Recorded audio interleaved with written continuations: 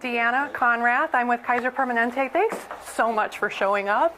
And I'm really excited to be able to share the story of some gaming work that we've done at Kaiser Permanente in a very unique way. And I'm really excited to be doing it this afternoon because how many of you would like to do something more, a little interactive now that you've done lunch and networking? Great, because I'm actually going to do a really quick rapid-fire overview of the story around experiencing innovation, our leading innovation game at Kaiser Permanente, to tell you a little bit about the story of how it came about, where we landed, and some of the outcomes. And then the rest of the time, we're going to actually try out the game, and we're going to do some speedy experiences with it to get a taste of experiencing it yourself. And we'll just see how it ebbs and flows with all of you, and we'll end with insights or any questions. How's that sound? Ready to go? Yeah. All right. Let's play. Let's see if Deanna can work the technology. So where we started was actually just a little context. I manage our annual innovation retreat at Kaiser with leadership who come in to talk about and showcase and network all things innovation. 2 years ago, we wanted to create an experience for participants in a new and fresh way. This was our challenge. We were hearing from the organization, it is easy to come up with ideas, but it sure as heck is really hard to innovate here. Leaders were saying we're not doing it fast enough. Innovators are saying I'm hitting my head up against the wall. It's so hard. And so we want to take these different points of view and look at how might we do something. The idea was, let's create an immersion, an experience for participants to engage in a conversation in a different way with different points of view and really be involved in that. And so out of that really was how come shifted to how might we, and our journey to create that immersion focused on three things. How do we get people to step out of their own hats and into the other person's shoes and through personas? How can they actually experience the overall innovation lifecycle from ideation through spread, not just brainstorming stuff, and also to be able to dialogue in a different way. I have no control over these slides, by the way. Isn't it cool? The outcome was we actually gamified the innovation lifecycle, where teams are in collaborative play and they actually through that idea through implementation. How do we do it? Everyone in a team takes on a persona. They select somebody that's not themselves, project manager, the healthcare provider, the technologist, and innovator. And once they select that persona, they advocate for that role throughout the entire game. That then, as a team, you've just introduced yourselves in your persona, you're given an innovation challenge. That innovation challenge is a scenario that you're going to play out for the rest of the game. It's the problem you're going to solve, it's the partners you're going to work with, the outcomes that you need. So it's basically the foundation of what you'll be doing. Then you're going to move into setting your strategy as an innovation team. And you're going to have limited time and resources. When does that happen?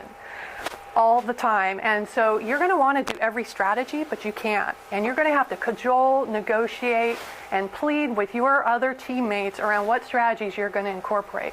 Once you do that, again, you're going to have very limited resources and time to figure out who needs to be involved in your innovation.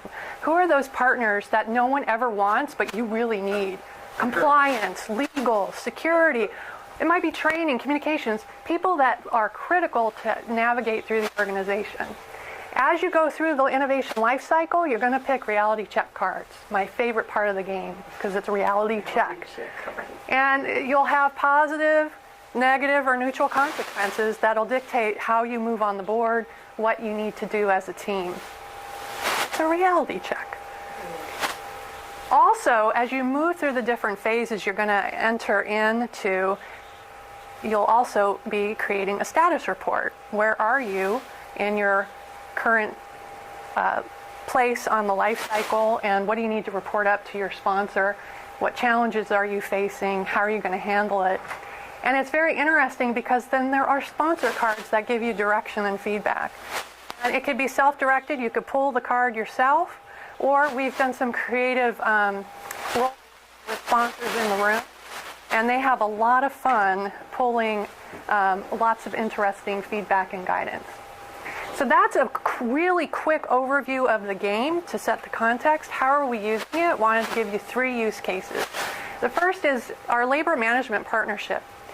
Think of frontline hospital staff and other labor partners had a game day where they actually brought in the innovation game to practice influencing sponsors for resources and support.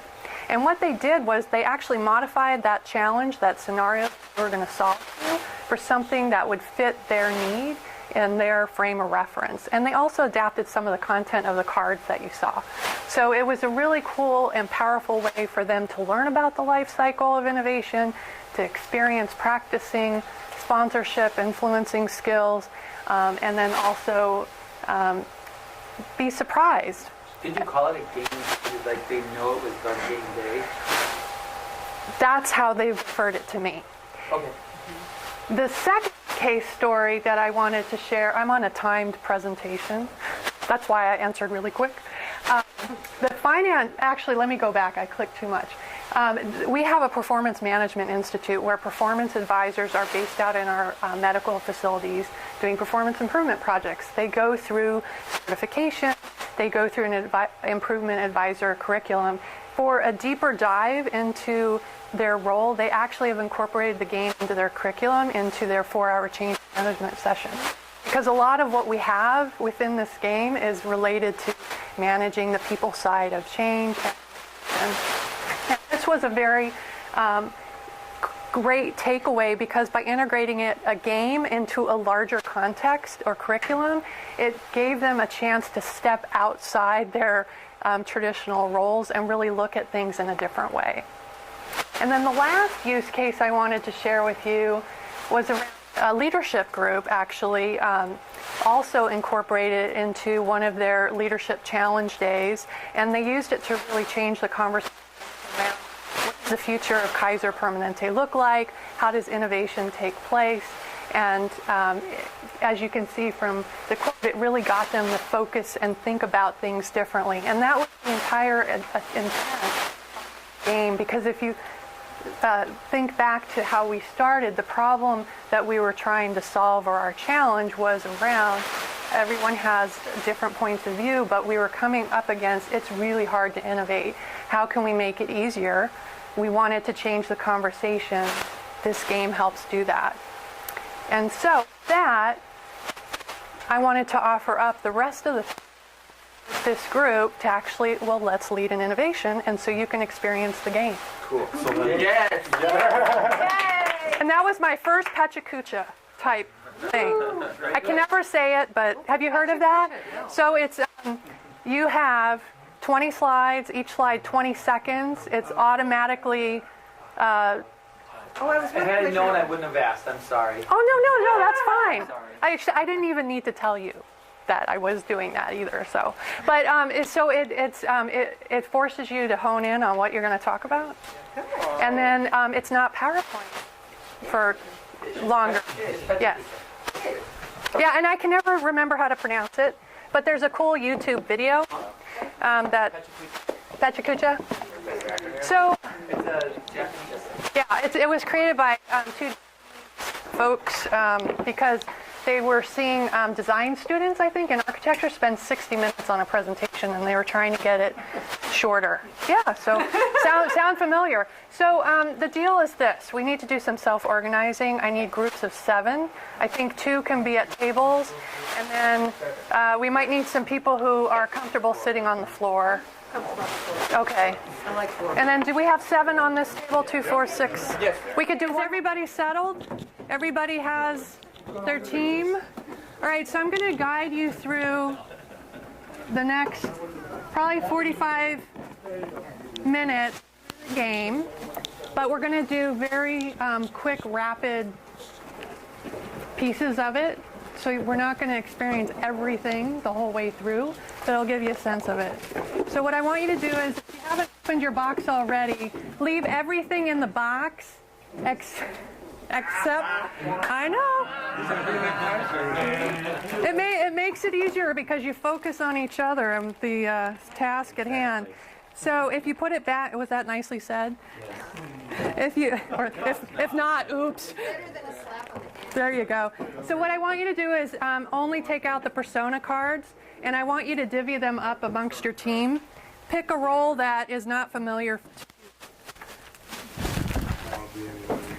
you. And just, you can hand them out. Did everybody find the persona cards? And what I want you to do after you, No, you can leave one in the box. Everybody got a persona card? Take a look at it, and then what I want you to do, attention everyone, attention. When I put my hand up, attention. Does everybody know this trick? Yes. Kids do it on the playgrounds. If you want quiet and attention, you raise the hand, and then everybody else does. Well, you need to model it then. Okay, is everybody modeling it? Okay.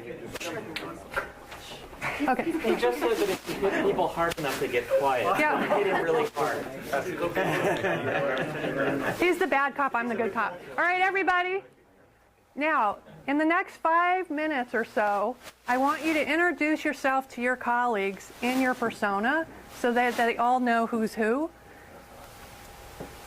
You ready? Go. Oh, okay. So I'm Sarah Ross. I'm a superhero. You know, I have all sorts of great powers. With strength, I can fly. I can go really fast. I don't get tired. I got super stamina. And I'm incredibly happy. Oh, no, Valerie's one. I think it would be really cool to find out from those two experiences real quick what happened for each of you before we do one more quick round, or maybe two. It depends on what happens. So let's step into the persona piece and share with me a little bit about what that felt like and what surfaced for you when you were reviewing who you were to the group, and then also how you were advocating for your persona's perspective. Yes. Okay, so here's my experience. I found that during the introduction, the people who spoke more naturally and put emotion behind it, I could understand what they were saying and follow. How many times do you think we go through an innovation or a new design process, and who do we forget? Yep. We forget the member. And when the member comes in, how confusing is it because of all the jargon and acronyms, and even, I know some of you were asking, what is unit-based team? Well, that's partly our language and our culture and things like that. So you get to, so being confused, if I can say you were confused, I mean that in a lovely way, is the experience. How about someone else in terms of stepping into a persona? I saw some interesting things happen. Like? Just like, it was interesting watching you, Deb. It's like, well, I'm the IT person, and we need to have some tech. You said it much more eloquently, but you really advocated for we need to be focused on technology. And then someone said, well, wait a minute, this is about care delivery. Why focused on the technology? I love what the care deliver the doctors was. Listen, if we don't get our way, we're not showing up. Right.